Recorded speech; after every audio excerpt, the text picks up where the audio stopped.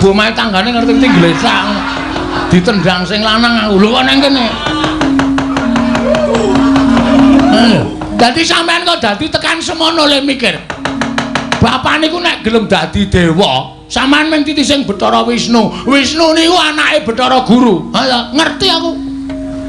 Semar iki sapa? Sang Hyang Ismaya. Ismaya iki sapa? Kakangane Bathara Guru. Lah kowe iki mung dadi anak keponakane Semar kok glelengmu liwat ukur to.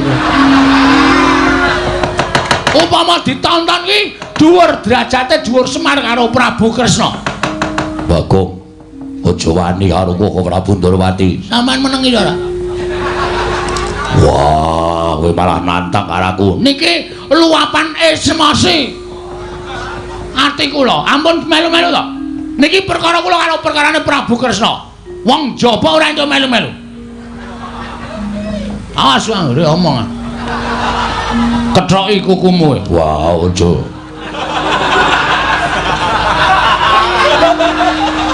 Nah, deleke ndak tak gawake kethokan kuku. Werku Dara kok wedi nek dikethoki kukune. Ora iso nggo nyubles. Penyakit kula dutus bapakne merga men kepengin penjangane bapak keturutan. Ha tatane yae. Tatan apa piye? Nek bapak mengko duwe niat kepengin kedunungan derajat pangkat geseh karo omongane. Bapak ora bangun kayangan ning kepengin kedunungan derajat pangkat, kepengin kedunungan bondo donya. Sampeyan rasa ngajar bapak. Bapak tak tempilingi dhewe nek sipate kaya ngono. Niku tenan ora gara. Oh alah kok dadi kaya ngene kanane. Bagong, non. Mbok yo aja kaya ngono Bagong. Siramen manggo tirtaning kesabaran. Tirta sabar iki lho Pak nendi? Tirta kok sabar? Tirta ngene mbok sabarno ye. Ora Bagong ning sabar. Ikhlas. Ora iso. Bagong ki angel sabar. Padahal aku ki ngelih telat sithik tak tendang ketele kok. Pamane kok wis nesu ngene ya ora mungkin aku iso sabar. Saiki ngene sinuwun. Nek omongan sampean ki tak kandhake Semar piye kedadiane? Ana tetembungan kriwikan dadi grojokan, geguyon dadi tangisan. Gegeran gedhe-gedhe. Nek Semar nesu sinuwun Ndorowati omong ngono to Le. Heeh Pak, tak pethokke. Sampean wani pethokan karo Bapak, wani.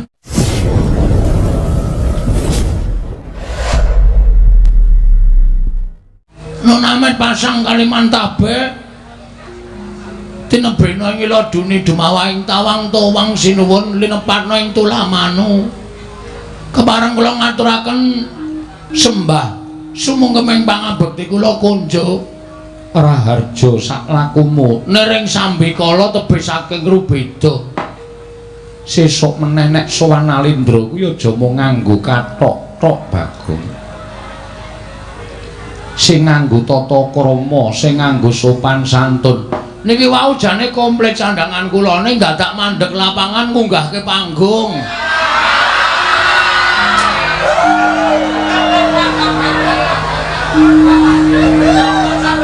Mengkono Bagong. Nggih wonten acara merti dusun. Kok ora wiwit-wiwit kula mampir ndelok niku lho kok geburi kelir kok geger. Jebul nek mboten wonten kula wis ora rampung. Iya Bagong. Nggih. Ngono to Bagong. Kasinggihan mongko gremes kula terus lambi kula uculi kula pepet teng mrika. Lah kok ora tok gawa pengko nek ilang. Lah sampean ngijoli. Lho. Ming arep gorek sing anyar mekaten sinuwun.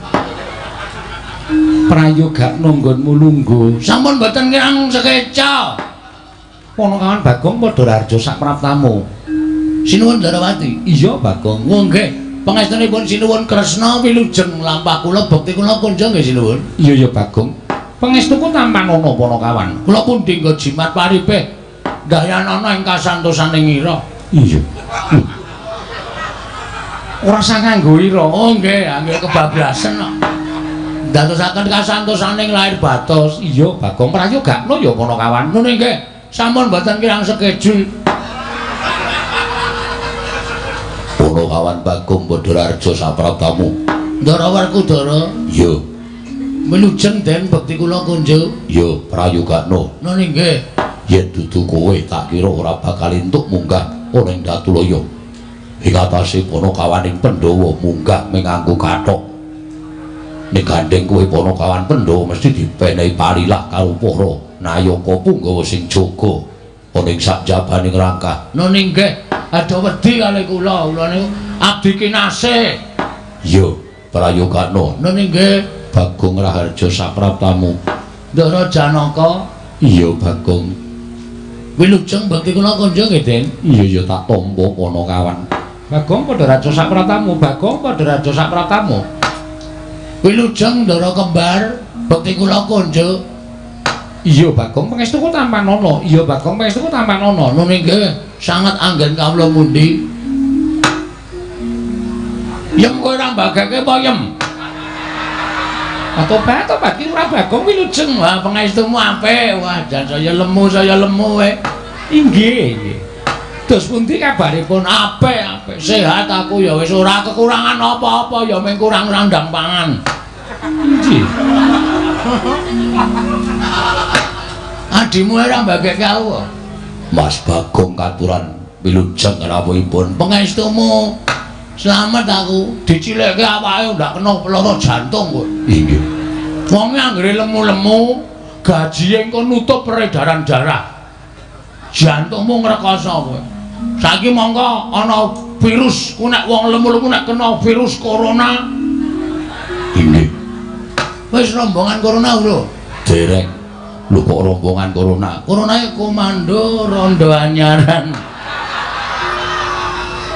Mboten kula tetep setya bekti kaliyan semah kula. Bagus, pancen ngono kuwi sing jeneng wanita kuwi jarwa dasake wani ditata. Ha ta? Nggih. Kudu wani ditata karo piyai kakung merga wong lanang ki nek do ngarani Gusti Allah katon ngono wae. Tangan tengene sing gawe urip. Mula wong wedok ki nek nganti wani karo wong lanang dosane tumpuk undung. Ora ana pangapura. Inggih. Ngono? Nggih, istakaken dawuh. Aja sok wani, diblanja pira-pira manut. Inggih. Aja sok protes. Nggih. Wani karo wong lanang diazab. Panakawan Bagong, Wonten dawuh sinuwun. ana wigati apa dene sira sowan mangka tanpa tinimbalan? Apa saka awakmu dhewe, apa saka diutus dening bapakmu Semar? Sepisan kepareng kula ngaturaken tebah Siti Sekel salawuhe. Kowe iki nek ora iso basa iki rasa sok basa. Tebah Siti Sekul binung teling ron klapa. Maksud kula ngoten niku. Tebah Siti Sekul binung teling ron klapa. Apuren to. Hambok bilih wonten lepat kula anggen kula munjatung sanipun sinuwun Prabu Darma Kusuma. Ora dadi ngopo Panakawan. Matur sembah nuwun. Ingkang sepisan kula menika ngaturaken sembah sungkem gandeng sampun dipun tampi. Angka kalih kula ugi dititipi Bapak Semar ngaturaken sembah sungkem kalih Ndara Puntadewa. Iya Bagong tak tampa. Angka 3 kula dititipi sembah sungkem kalih Nala Gareng Kang Mas kula. Iya tak tampa Bagong. Angka 51 kula dititipi sungkem kalih Kakang kula Petro. Katur sinuwun Prabu Puntadewa. Iya Bagong tak tampa. Angka salajengipun kula dititipi sembah sungkem bojo kula. Iya Bagong. Nah, sak teruse sungkemipun garwanipun Mas Gareng ugi kula aturi nampi. Iya Bagong tak tampa. Garwani kula pancen diutus Bapak Semar. Dene angka 2 kula duwe sedya pribadi kali sinuwun Prabu Puntadewa. Ning sing ajeng kula aturke niku sing wigati riyin nggih menika kula dipun utus Bapak Semar. Iwangsuli karo Bapak Ming Mendel mawon. Terus kula sowan. Jane ana ngapa to, Pak? Nek Gareng ngopo Bagong? Klebon kewan cilik-cilik niki lho. Mula cangkeme aja ombo-ombo.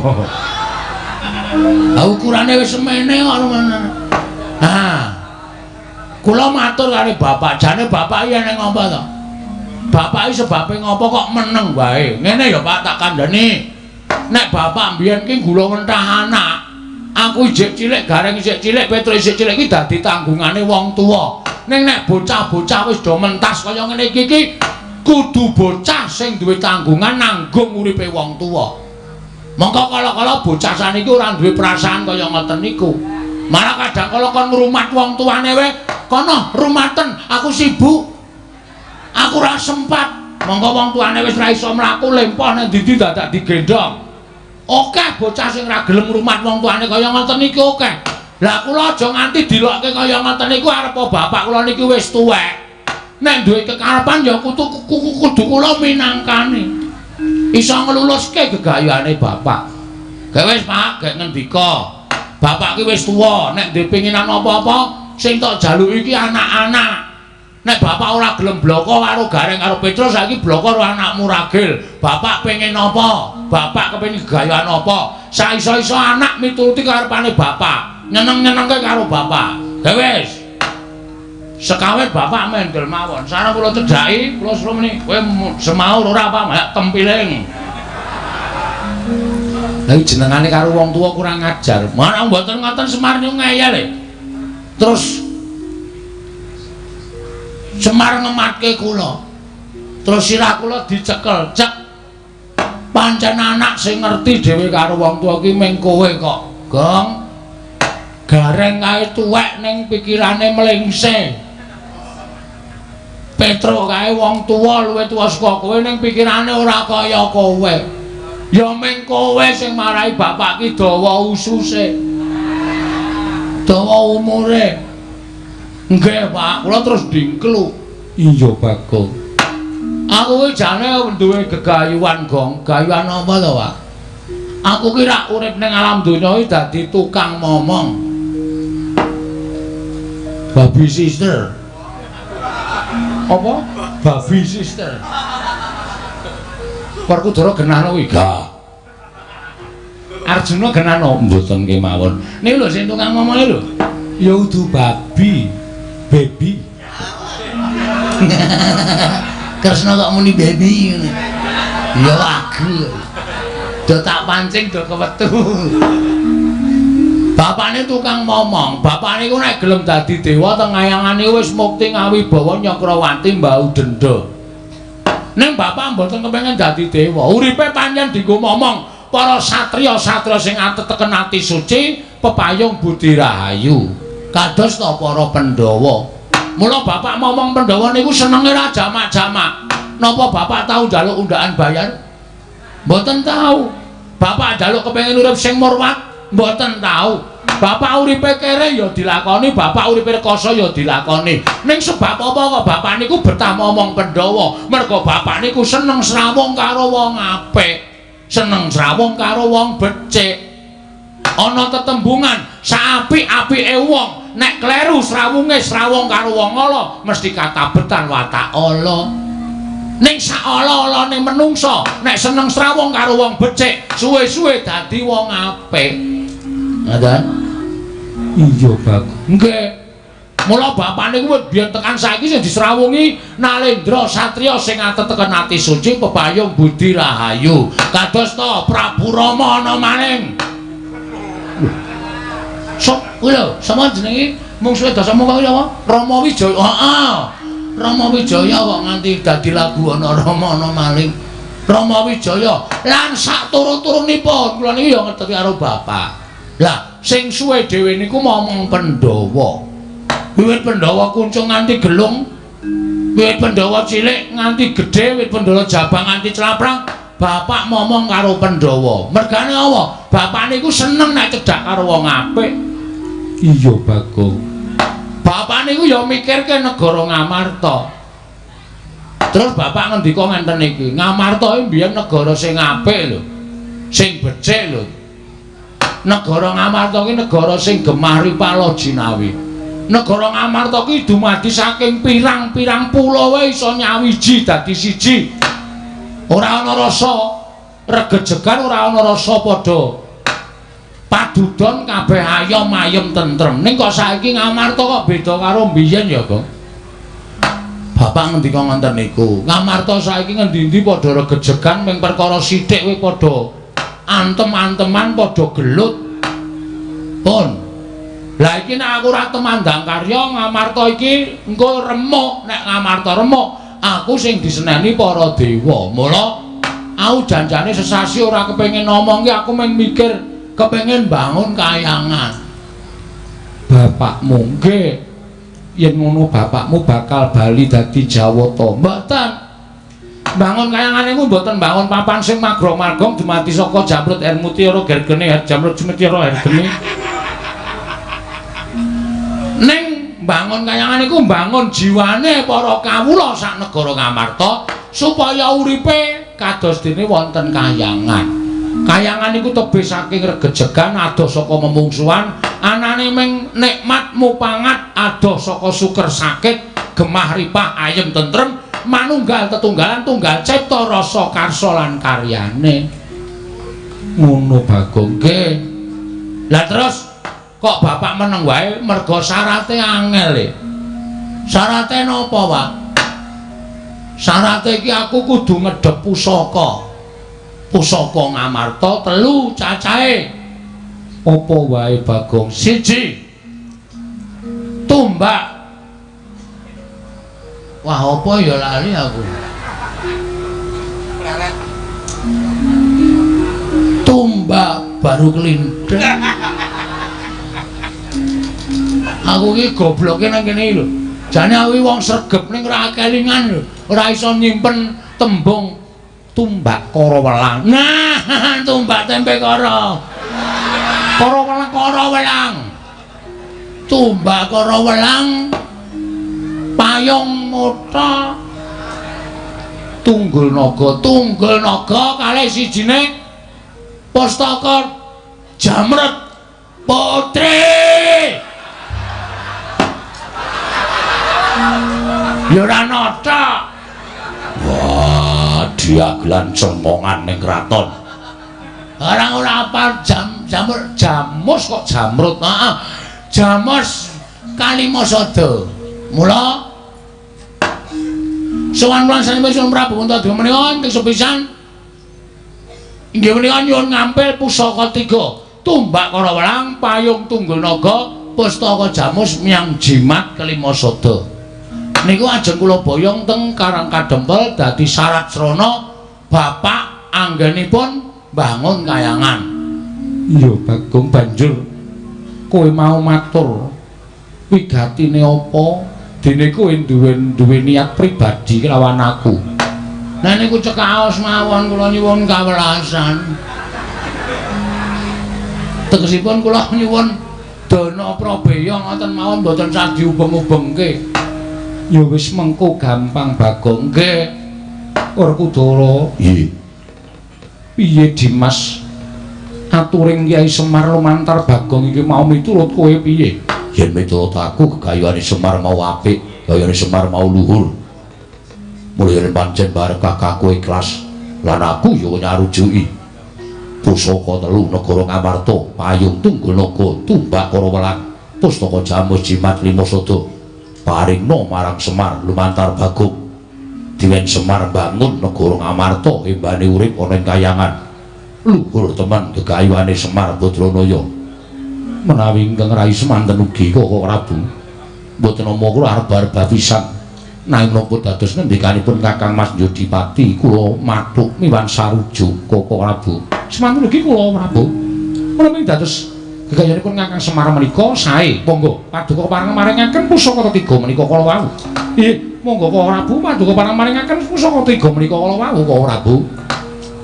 Bagong wonten dawuh kabeh para Pandhawa wis sarujuk Panakawan. Wah, jan lega ati kula. Semar nang ngenten iki terus waras.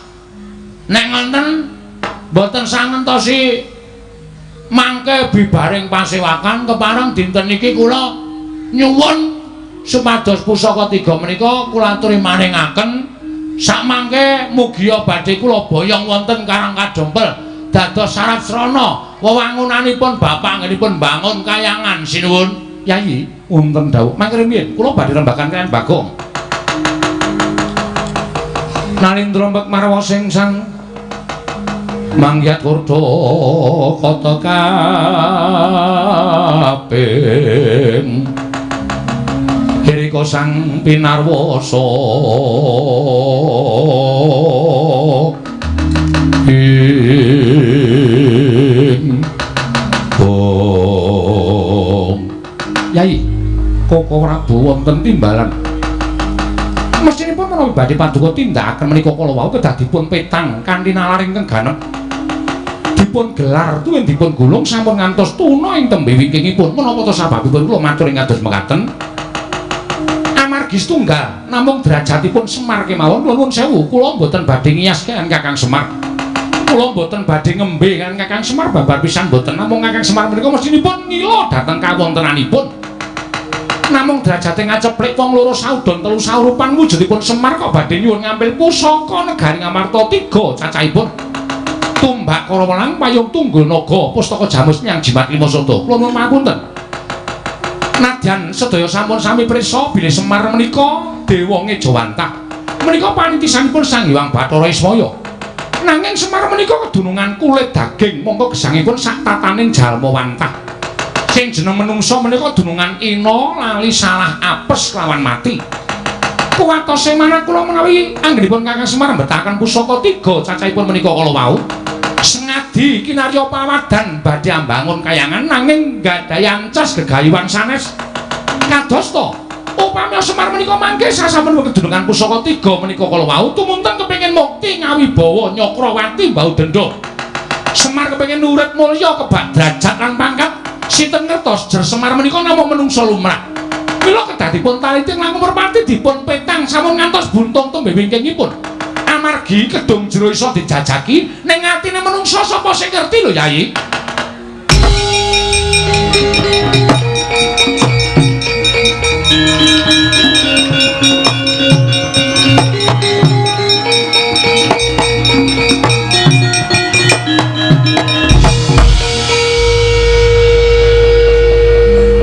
Jelek atiku. Bareng krungono wong ngomong kok nang kuping kok semelek kokean trebel. Bagong, aja kaya ngono Bagong sing sabar. Apa ngendikaning Koko Prabu mau pancen kudu dipeto. Mangke riyen. Kula lara ati nek perkara niki. Sakit ati kula. Lah kok dadi ana wong sing ora percaya karo lahir batine bapak kula niku teng ati kula ngrasake lara tenan. Nek Semar niku gelem dadi wong duwe derajat, nek Semar niku gelem dadi wong duwe pangkat, ora sah kampanye wae do nyoblos Semar kabeh tak. Nek Semar niku mau wong kedunungan derajat pangkat niku tumrape Semar mung sampiran. Derajat pangkat bondo donya niku dudu ancas gegayane bapak urip ana ngalam padang. Niku lara-lara. Bagong sing sabar. Menang. Wah. Sorry. Wong emosi iki mbah karangan. Ana sing emosi ngene iki mbah. Karo sapa-sapa kaya ora wedi. Nuwun sewu sinuwun, sampean ngendika pripun? Lho. Aku men kepengin Nyai Prabu Darma Kusuma kuwi emut kanan-kananing Kakang Semar. Bapak kirang pripun kali para Pandhawa? Kula tak takon. Bapak kurang piye karo para Pandhawa? Aku tak takon karo sampean kres. Lho.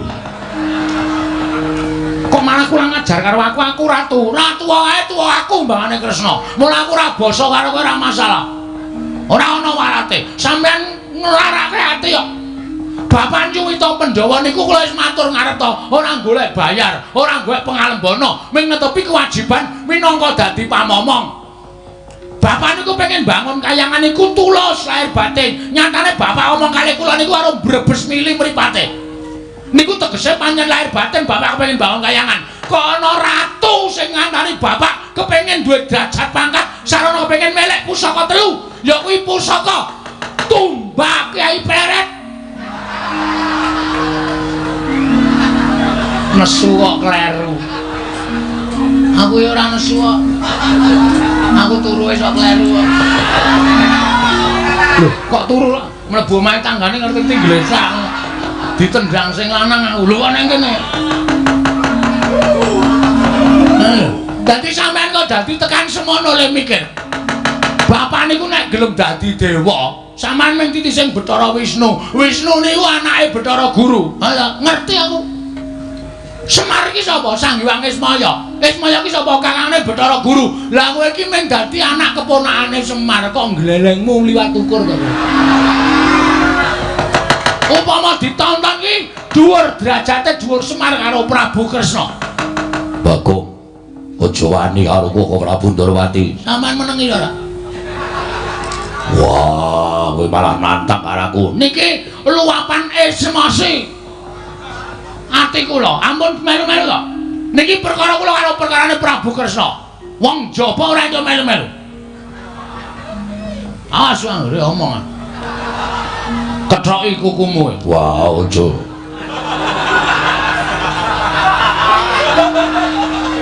Nah, deleke ndak tak gawake kerokan kuku. Marko Dara kok wedi nek dikethoki kukune. Ora iso nggo nyubles. Penyakit to. Kula diutus bapakne merga kepengin penjangane bapak keturutan. Ha tatane ye. Tatan apa piye? Nek bapak mengko duwe niat kepengin kedunungan derajat pangkat geseh karo omongane. Bapak ora bangun kayangan ning kepengin kedunungan derajat pangkat, kepengin kedunungan bondo donya. Sampeyan rasa ngajar bapak. Bapak tak tempilingi dhewe nek sipate kaya. Niku tenan ora gara. Oh alah kok dadi kaya ngene kanane. Bagong, non. Mbok yo aja kaya ngono Bagong. Siramen manggo tirtaning kesabaran. Tirta sabar iki opek nang ndi? Tirta kok sabar? Tirta ngene mbok sabarno piye? Ora Bagong ning sabar, ikhlas. Ora iso. Bagong ki angel sabar. Padahal aku ki ngelih telat sithik tak tendang ketele kok. Pamane kok wis nesu ngene iki ora mungkin aku iso sabar. Saiki ngene sinuwun. Nek omongan sampean ki tak kandhake Semar piye kedadiane? Ana tetembungan kriwikan dadi grojokan, geguyon dadi tangisan. Gegeran gedhe-gedhe. Nek Semar nesu sinuwun Ndorowati omong ngono dole. Heeh Pak tak pethokke. Sampean wani pethokan karo Bapak? Wani? Hah? Wani ora? Hei, halo.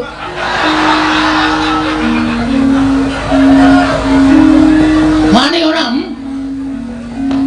Nek nganti sampe iso ngalahke bapak aku meguru karo sampean 20 taun. 20 taun yakin. Ora guyon. Nek koso baline sampean nek pancen wani mangendika Bagong, ucapku iki kandhane Semar. Kula mulih saniki ora nggawa tumbak ora masalah. Ora nggawa payung ora masalah, kula wis nggawa mantel. Ora nggawa pustaka Jamus Lima Sada ora masalah. Ning sing penting aku iso lapor karo bapakne. Bapak nang kene diarani sing werna-werna. Bapak nang kene diarani macem-macem. Ya ngono apa piye? Hah? Penyakit ora? Yen wonten dawuh golekno wedang aku ngelak. Oh nggih. Tanggo bengok-bengok ngelak ya. Wontenipun namung akiyu. Lho. Nyemban goblok. Goblok.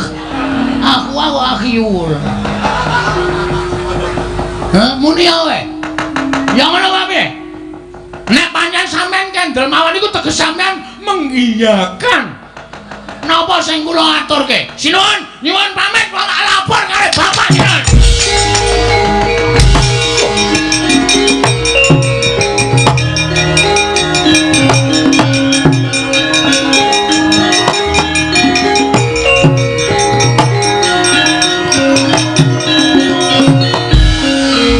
Jagat Dewa Bathara jagat pangestu ngoro. Waduh Yayi. Menika mangke menawi ngantos Bagong menika wadul kaliyan Kakang Semar Badranaya. Tan murka menika mangke badhe mboten sae kedadosanipun Koko Prabu. Kula suwun kanthi sanget Koko Prabu kedah semeleh ing batos sampun ngantos nuruti dhateng kamurkanipun Bagong Arjuna wonten dawuh melu aku ayo Bagong kae dioyak sembrono.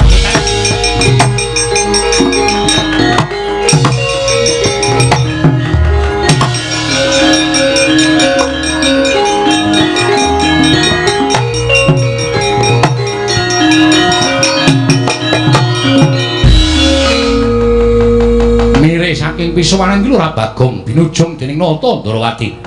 Nalika semanten dadya tintrim negari ing Ngamarta. Nata ing Ngamarta Prabu Darma Kusuma datan mubah, datan musik cumentungan nyumur pikawontenanipun negari Ngamarta. Nadyan Raden Werkudara mung gereng-gereng bingung-bingung kengangan ing batos. Dadak sakule mangke ana kalaning jagat gayaning para dewa. Pusaka kateluning tumbak Krawalang payung tunggul naga pustaka jamus nyang jimat lima sada.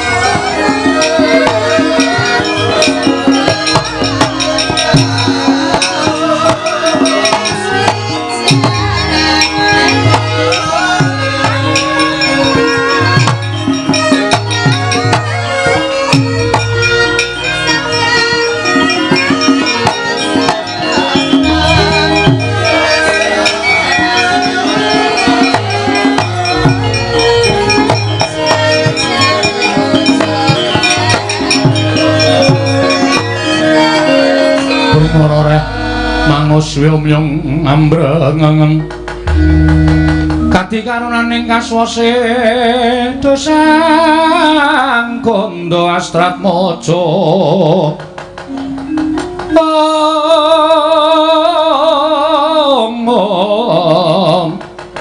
longlong lalu mangulati surya mangrang sang wayah Rama Kyai Ingkang putra pun Gatotkaca Cemadon dawuh, Rama Kyai Ngemutra pun Antareja Cemadon dawuh. Eneng apa Pak kok ngawe sangganing para anak-anak kabeh? Gatot wonten timbalan, Antareja wonten timbalan. Antasena piye Pak? Dina iki kowe tak utus supaya goleki menyang endi dununge Bagong. Lho, Ponokawan Bagong sowan wonten negari Ngamarta. Ya pancen mengkono. Diutus dening Semar Badranaya ngene bakal bangun kayangan. Nanging wigatine Bagong ingkang kepareng bakal amboyong wujuding pusaka telu. Dialing-alingi sarta dialang-alangi karo Wakmu Ndrawati. Nganti kewektu pangandikane Wakmu Ndrawati sing ora ngepenake pikire Bagong. Wekasan Bagong nesu kabeh sing diketikake dening Wakmu Ndrawati bakal diwadulake dening Semar Badranaya. Mula aku nampa timbalan ning barep kakangku. Aja nganti Bagong dipulosara karo wong Ndrawati. Luwe-luwe pamanmu Setyaki ngebanget ngabekti karo bendarane ya kuwi Wakmu Ndrawati. Ayo mono Bagong aja nganti cilik loro gedhe ning apa-apa sing tumanduk marang Ponokawan Bagong. Menawi kula mekaten nyuwun pamit tambeng pestu. Rama Kyai dinten samangke kula bidhal ngestu padha dawuh penggalipun Rama Kyai Jodipati. Wah, Antasena piye, Pak? Bagong Ayomana. Nek perkara ngayomi karo Bagong sarta Bagong arep dikeroyok karo wong Ndrawati, Bapak ora usah kuwatir. Ora usah kongkonan anakmu telu cacahe, ning cukup Antasena sing saguh biyantu karo Bagong. Wah, ngono iya. Terus Bapak saiki arep tindak menyang endi?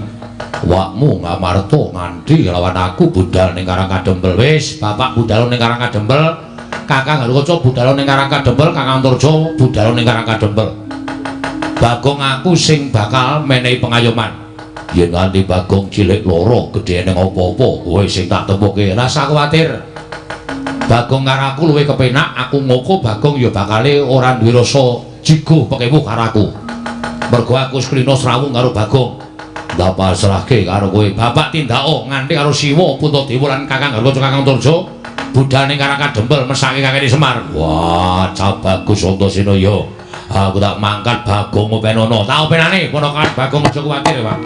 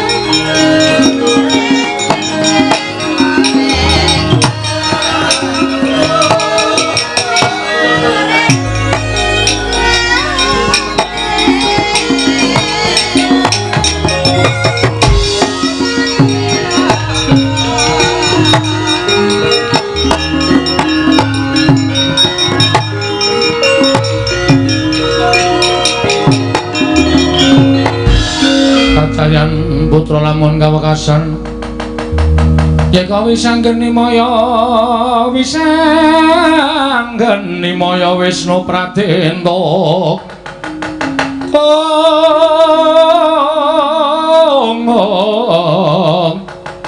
wisanggeni maya Wisnu Pratenta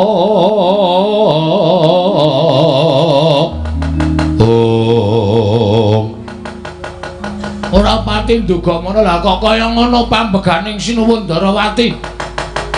Monggo adat sabene karo bapak ki tresna lho.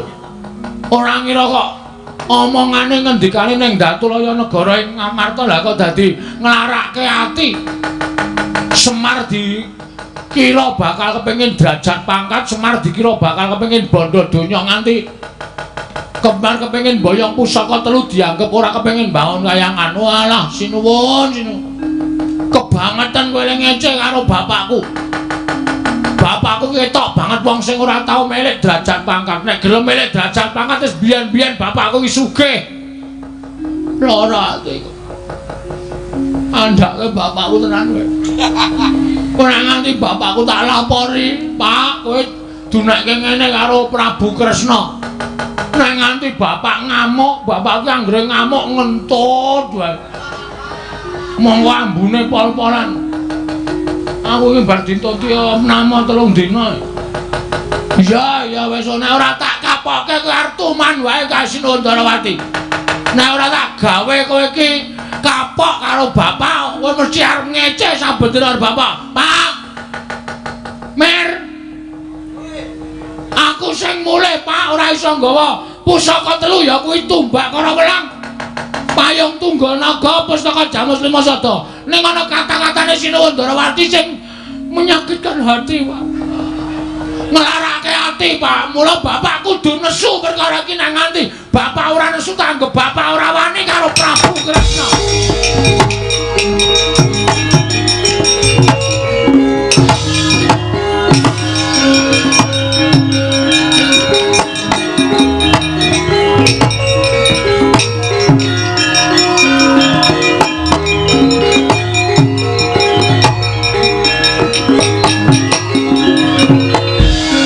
Setyake tinunun kadanira irang temandang setyane iku garwanira ing Bagong. Mboten malih niki Ndara Setyaki. Iya. Enten apa, Gus? Kok ketingali kaya ora seneng karo Bagong? Pancen aku lagi ra seneng karo kowe. Kaya dipegat wae. Aja sembrono guneman karo aku ora sak kepenake dhewe. Nggih, kersane. Kowe takoni ngaku. Nggih. Kowe wani karo Sinuwun Ndarawati? Mboten saestu. Minun sewu sing jeneng piyayi nek ngendika ya sing ditata ora waton ngendika. Dumeh panjenengane iki nalindra terus suwiyah-wiyah karo wong isor, suwiyah-wiyah karo kawula, suwiyah-wiyah karo abdi, mengko ndak ora kajen. Buktine Sinuwun Kresna menika ngunekke bapak kula sing ora nganggo dasar kasunyatan lah nuwun sewu terus ora kajen merga kula waneni. Tegese kowe wani karo Sinuwun Darawati. Wani kula ora karo Sinuwun Darawati, ning wani karo pambegane sing ora bener. Pambegane sing salah. Wong bapak niku duwe niat luhur, bapak niku duwe niat apik, kok dianggep niate bapak niku elek. Lah niku ora padha karo Sinuwun Darawati ku nuwun sewu, ratu wicaksana ning nuwun sewu, ora iso nggunakake kawicaksanane. Bagong. Nun. Aja watut bisa ngucap kowe gawe mangkel Setyaki, kowe gawe nesu Setyaki. Lho, masalahe kowe wani ngunekke karo Sinuwun Darawati. Aku adine lanang, aku Senopati Darawati. Sapa sing nyamah asmaning Sinu Prabu Darawati bakal mati saka tangane Bagong anu Setyaki. wale kowe. Ngedal ora kowe. Saka tanganing Setyaki. Nah, mula nek nesu niku ditata atine. Wong nesu niku omongane sok kleru-kleru. Aku wis tau omong karo apa? Lah, wonten barang iku kleru. Kok sak kepenake dhewe ra. Aja guyon. Aku nesu tenan. Wis ngerti nek sampean nesu tenan. Kowe gelem njaluk ngapura karo Sinuwun Darawati lan aja wadul karo bapakmu apa ora? Ora bisa. Ora iso. Nuwun sewu kula ora salah.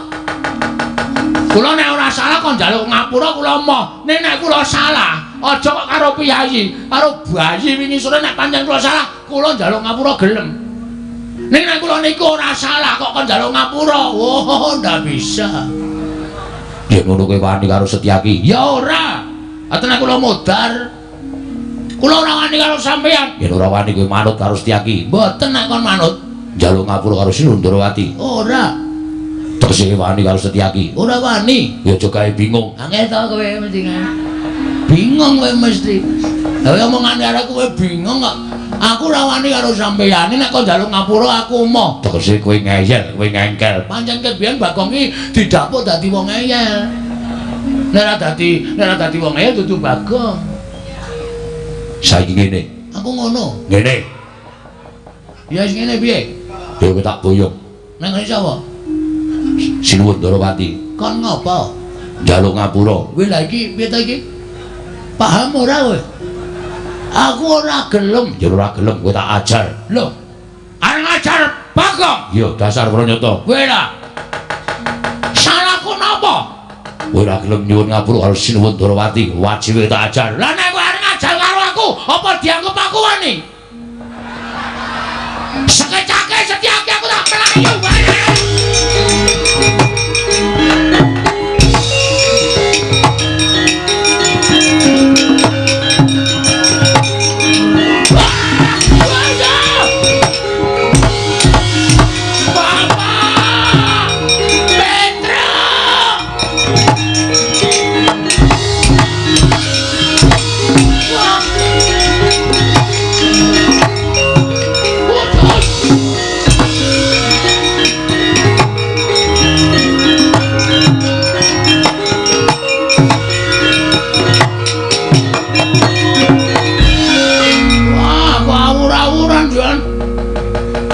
Banter banget kok meso kerantapan kaya ngono aku.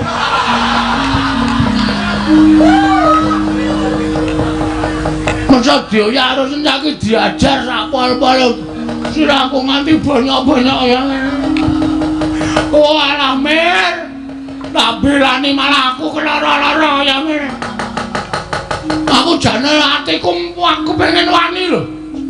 Aku ki menungsa. Nang omah disembah karo anak putu. Aku arep lunga tanganku diambung karo anakku karo bojoku. Ana kene mung ditutuki sirahku karo Setyaki. Wis tak niati wis. Ben modar mbok men. Kowe gendasi karo aku Setyaki.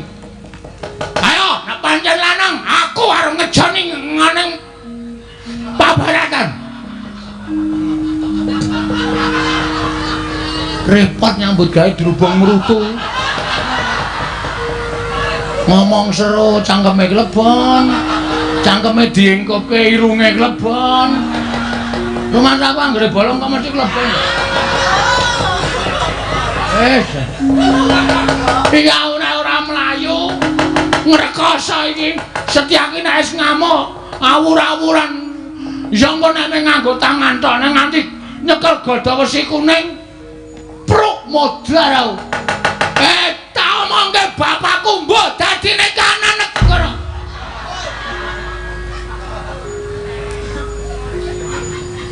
Mripat gedine semono kok ora weruh. Peteng dungulmu. Wah, wis iki patiku nang kene iki. Rono ana Setyaki. Mrene cekel Satpol PP. Gong, lungguh sing penak. Mengarep mati kok lungguh sing penak. Mbok wis ngene wae langsung tes ngono gak modar. Kula ngerti nek sampean mesti diutus Ndara Kresna kon nyekel kali kula. Mriko dicekel Ndara Setyaki ajeng mlayu sampean methoke mriki nggih to. Wah, pancen apa-apa. Pancen ajeng dipateni kula mati ora apa-apa. Ning titip anakku mlima. Mangopeni. Bojo kula aja lho. Ora kowe kok nangis sing apa? Nangis wae wong arep mati kok. Gong, Nun, aku arep wong enom kaya ngene iki nek aku akeh petunge. petung piye maksude? Aku tekan kene iki ora dikongkon si Wandrawati. Terus Kongkon bapak. padha wae. Antasena Bagong kepruan watu ndase ngoten lho. Sing ngomong ngono sapa? Lah wis jelas ngono wong aku wis gawe rame ning Amarta. Ora. Bapak ki arep wong kaya ngono kene bijaksana. Woi. Kata-kata apa itu? Kok bijaksana? Tegese wicaksana. Kok iso? Aku mau didhawuhi karo bapak. Malah ora meng aku Kakang Garuca Kakang Antarja. Aku ditimbahi karo bapak. Heeh. Lho kok hooh. Nggih. Bapak dawuh karo aku. Bagong kae wong bener.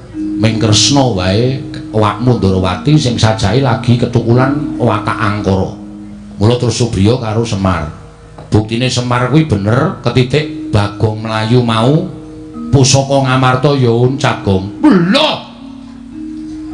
Nama ora sembrono lho. Wak tapi cangkemmu kowe karo Bendara Kawu ya, Dik. Lali aku. Nang ngendi kok ora sembrono? Tenan Gong, mula kuwi dadi tandha nek niate bapakmu kuwi lahir batin. Terus Mula bapak Werkudara dawuh karo aku, nek Bagong kae dipulosana wong Ndrawati luwih-luwih makmu cilik Setyaki, Antasena, Bagong Ayamana. yakin? Iya. Sumpah?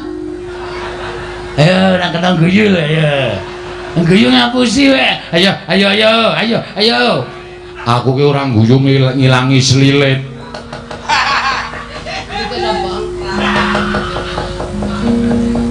Satria kok seliliten ora.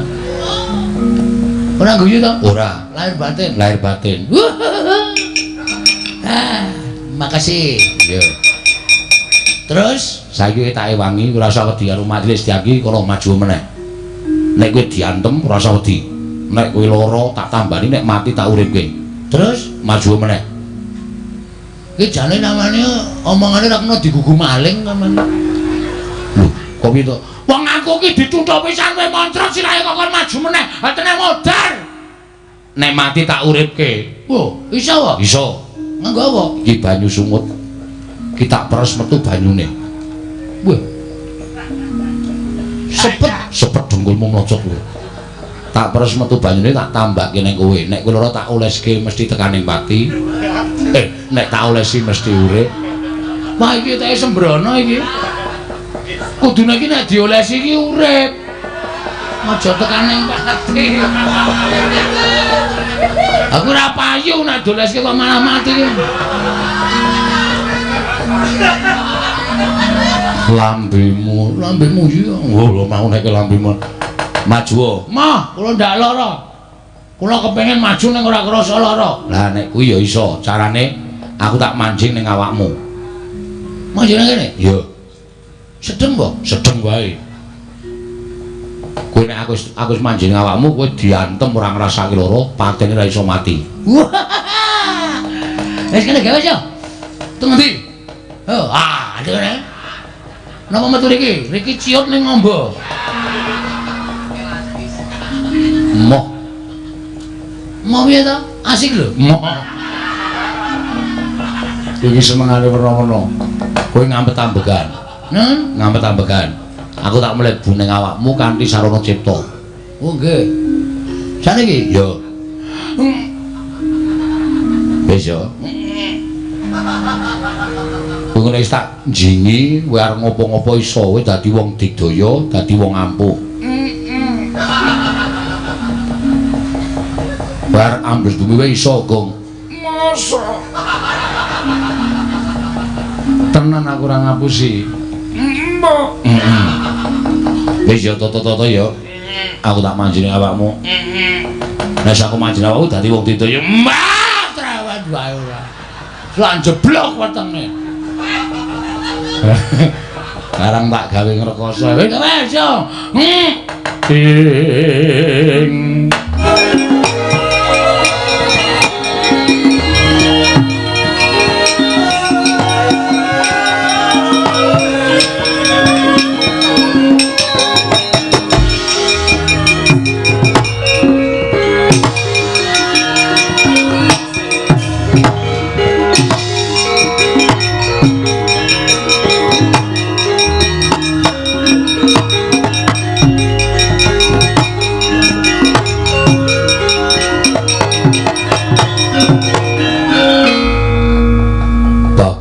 Malang kerik ning arepe Setyaki. Mau aku kalah karo kowe. Saiki durung karuan. Lho. Wani nantang karo aku. Aja meng kowe Setyaki. Kresna kon maju mrene. Parah. Sumbarmu malah sajak koyo wani dilat besi abang. Kulino aku dilat besi. Padake. Yen kowe wani tenan karo Setyaki. Apa sing tak wedene? Dibantangan pecah siramu. Kowe iso mecah sirahe Bagong meguru karo kowe 35 taun.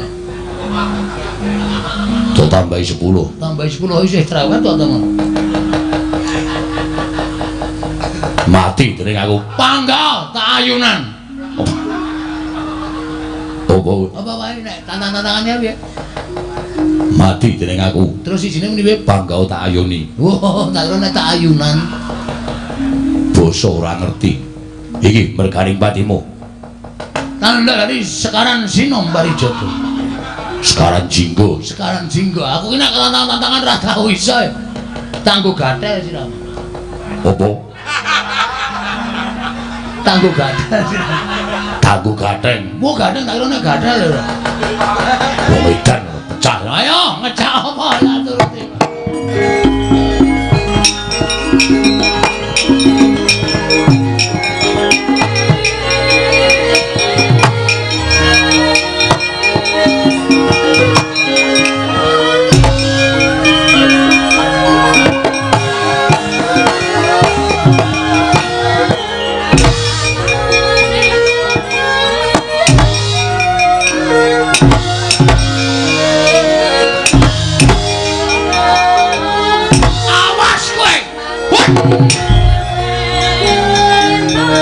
Aja mlayu.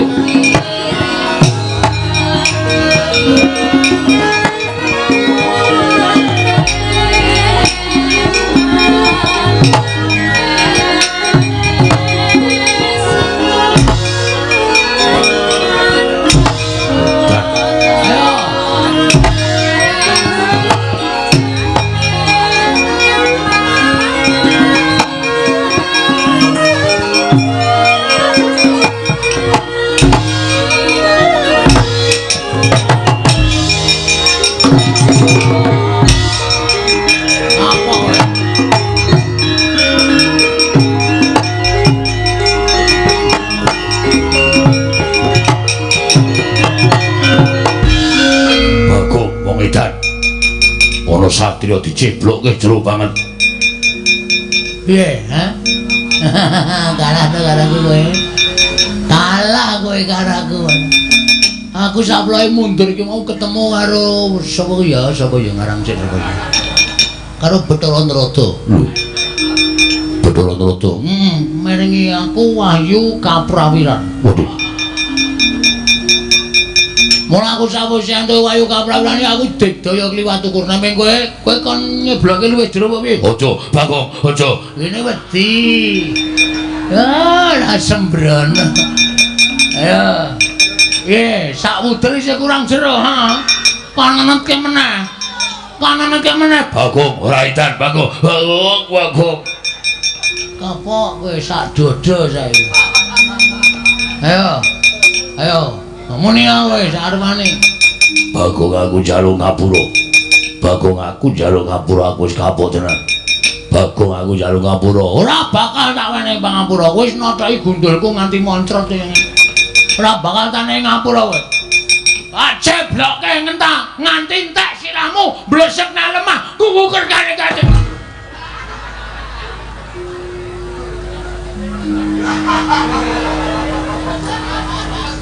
Wah, nek metu ya omong. Metu ora omong-omong. Kene ra ya ora ngerti to. Wah, payah iki ora. Semene iki nek metu ki muni wis ngono. Ora kok meneng wae. Kene le arep ambles bumi mempeng gedaduk aspal sirahku ora. Lah kowe tak pikir-pikir saya suwi saya ngleleng, saya sombong, wegah aku. Ning jero panas. Weh, jero ki tak AC. Demurmu mlocot. Ana weteng kok dipasangi AC ora. Mas Setyaki Anggir Antasena ingkang ngrencangi dhateng Bagong. Heeh.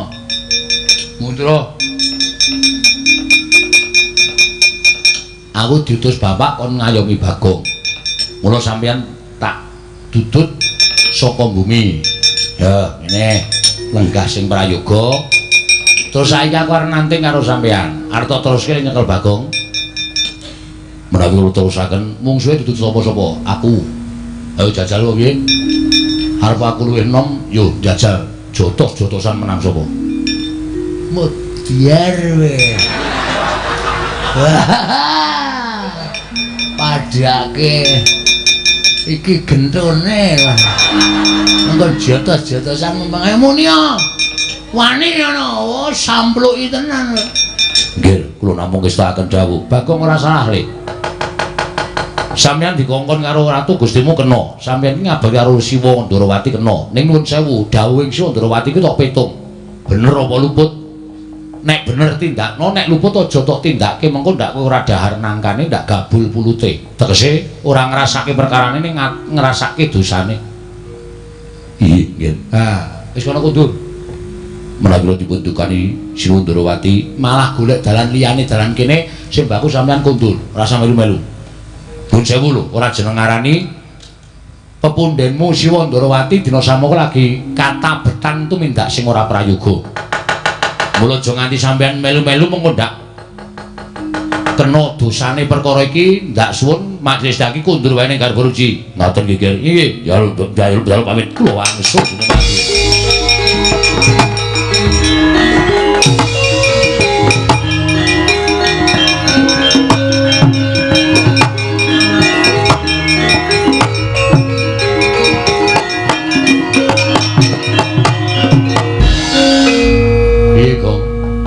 Sampeyan pancen satriya sing ndugal kewarisan ning iso ngrampungi sakkaing masalah. Wis saiki kowe baliya. Kula bali dunek-unekke bapak. Sebabe Kula ora nggawa pusaka telu, payung tunggul naga, tumbak karo welang, pustaka jamus miang jimat lima sada. Nek ora nggawa kuwi kula iso disepatani karo Bapak Semar. Bapak Semar niku karepe kula niku iso mboyong pusaka telu niku, Gus.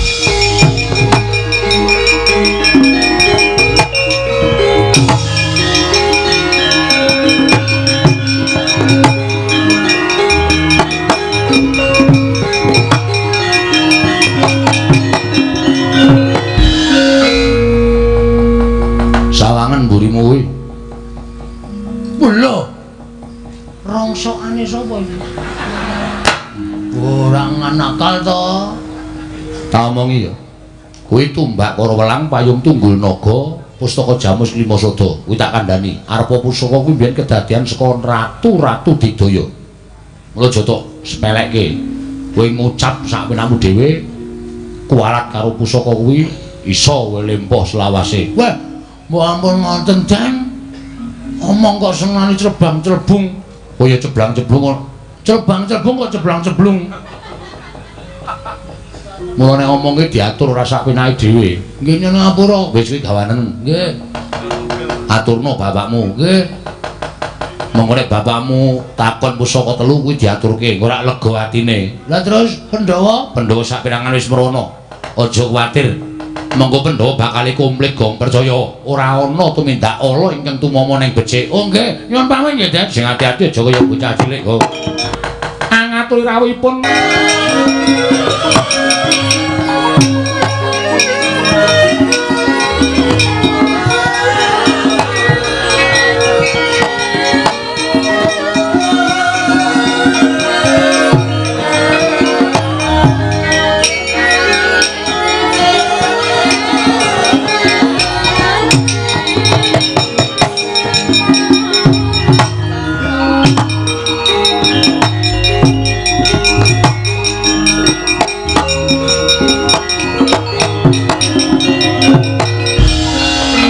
Pandhawa tata gati Wisraya Indriyaksa Sara Maruta Pawana Bana Margana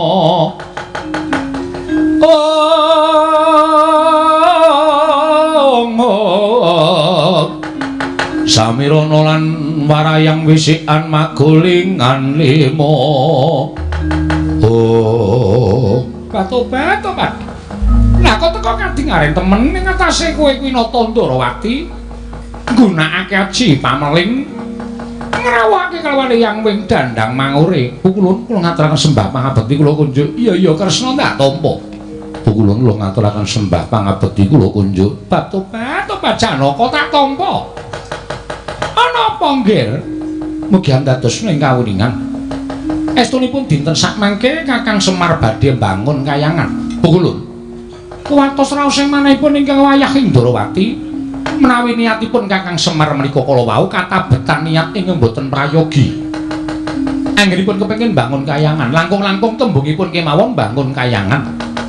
Menapa boten ateges Kakang Semar menika badhe ngembari dhateng panguwaosipun para Jawata. Lajeng saking menika niatipun ingkang wayah Indrawati menika namung badhe ngiri godha Kakang Semar anggenipun kepengin bangun kayangan. Nanging sepinata kekuatanipun ingkang wayah ing Natandrawati.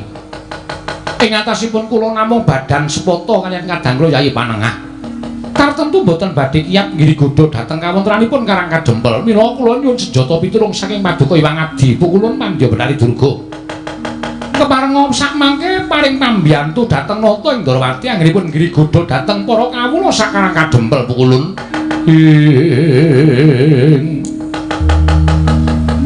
Katri gumulung mangrempak ing wadya Kurdakura. Kurdakura rek kiri-kiri. Oh, tobat. Yen to pancen kaya mengkono Kresna apa kang dadi panuwun kita ulun udaneni. Dina samangka ulun bakal ngetapake para wadyabala Dandang Mangure Jin Setan mriprayangan Lili Banaspati nglek-nglek balung ngatandak. Kabeh berkasaan bakal budhalake marang Karang Kadempel sing wigati kudu nyusupi jiwaning kawula Karang Kadempel. Aja nganti kasembatan Semar nggone mbangun kayangan matur sembah nuwun tanpa pepindhan. Aku nak budhal luwih dhisik ya Kresna. Nggih, sembah kula ngendhakaken Jengkar Paduka Hyang Adi Pukulun.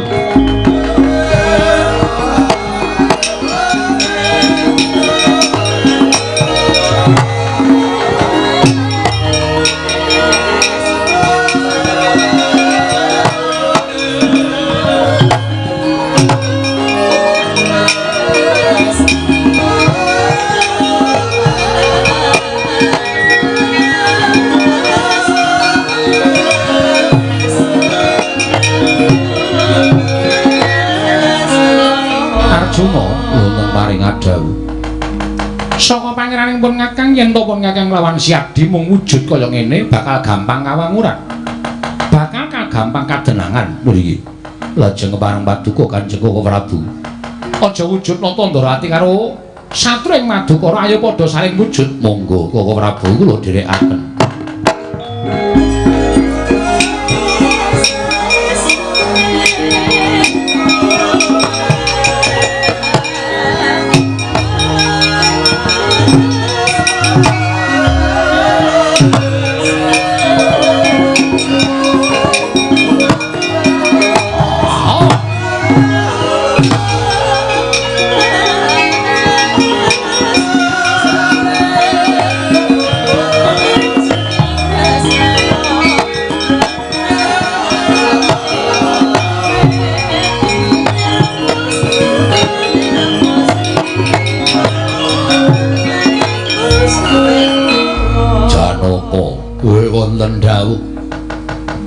Gandeng wis sujud kaya ngene tak kira yen to kowe karo aku nyaketi Karang Kadempel ora ana ingkang bakal ngerti. Ih, Koko Prabu.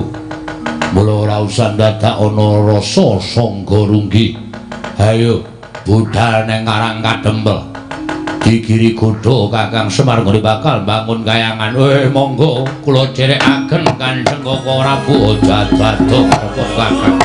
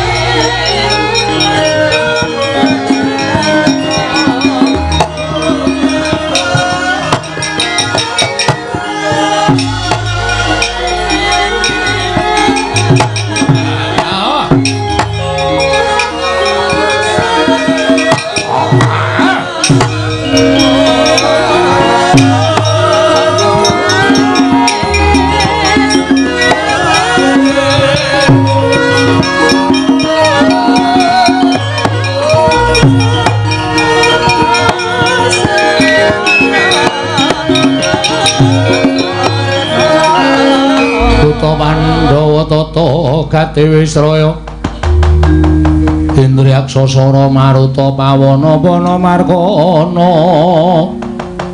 Samirana lan Warayang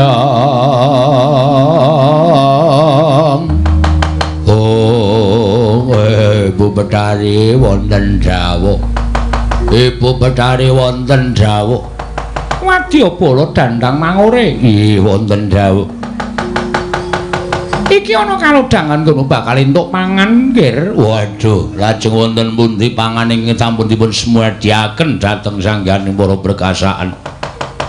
Ndak jaluk kabeh Wadyabala dandang mangore lumarapana ing Karang Kadempel.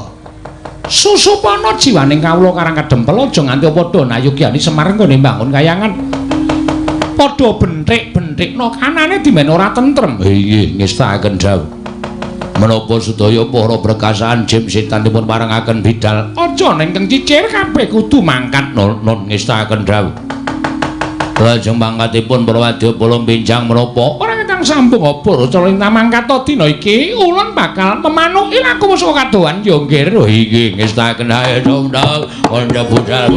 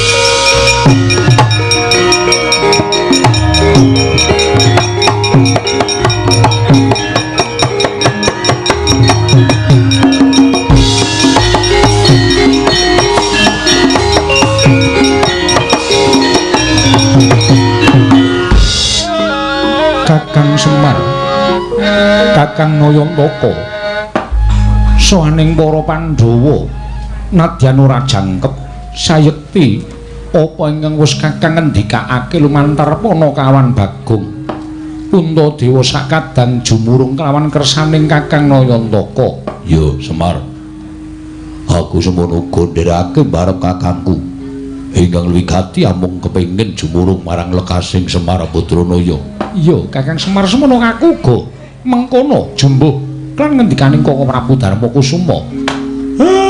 matur nuwun, matur nuwun. Ya mung sing gedhe pangapuramu Kakang. Dene Puntadewa ora iso ngaturake pusaka katelune ingkang sira suwun. Ya kuwi tumbak Karawelang Payung Tunggul Naga lan pustaka Jamus Miang Jimat Kelima Sada. Wah, ampun kuwatir. Pusaka telu niku wis melu kalih Bagong lan pun diaturke kalih kula. Niki pun kula pundi-pundi wonten ing Karang Kadempel. Panjenengan boten sakuwatir kecalan pusaka tetiga. Pranyata pusaka niku pancen gedhe dayane sabab tumbak Karawelang Payung Tunggul Naga pustaka Jamus Kelima Sada menika dumados saking Nalindra ingkang duengune Nalindra ingkang digdaya sekti kalintang jayaning perang. Mila mboten omong-omong nek pusaka niku panggrahitane tanpa beda kaya menungsa. Niat sing kula aturke niku miturut petanganipun pusaka tetiga menika lair kandhasing batos. Mula mboten duwe ceceking raos sarta gadah niat sanesipun kejawi amung kepengin mbangun kayangan jumbuh kan ping sampun kula aturaken Ndara. Nggih namung napa sing diaturke Bagong niki dadi pacoban tumraping Semar. Mugi-mugi sak mangke Semar saged ngrampungi pacoban ingkang badhe tumanduk wonten ing Karang Kadempel. Amargi ngendikanipun para sepuh, ngendikanipun para nimpuna sampun nyebataken nek kanugrahane cepak, pacobane ya enggal bakal nekani Ndara. Samareka den prayitna samurires eka balik